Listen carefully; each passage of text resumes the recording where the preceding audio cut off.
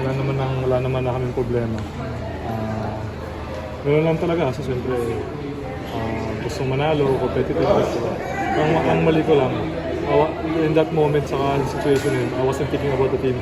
I'm thinking about myself. Talagang blackout na ako, di ba ano nangyayari. So, yun, nag-apologize ako kay Glenn. Kasi siyempre, the whole set and sa whole team. After the game, lumapit ako sa white niya, nag-apologize ako sa white niya. Kasi, yun nga, mali na yung ginawa ko.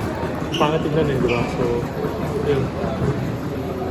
Kumusta naman yung practice after game? Wala naman awkward? Wala, same lang, wala. Nangyari na sa amin yan, wala. Wala, mga Bisaya, normal lang sa mga Bisaya.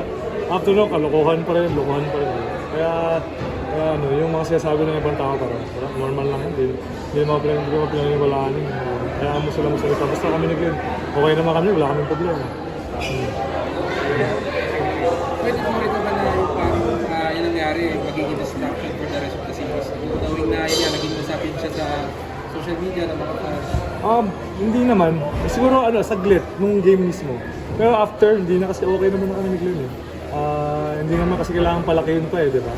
Yung mga tao lang papalaki. Pero kami, hindi mo kailangan palakihin kasi ang main focus namin is to win the series and then go to the finals and then maybe win the championship.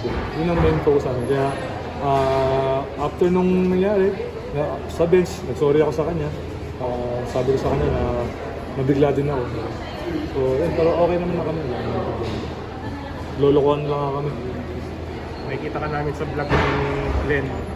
Actually, ako yung taga-video niya minsan eh. Sabi mo nga, bigyan mo na kami TF eh. Kami yung lagi mo ano. So, okay naman kami. Thanks, boy.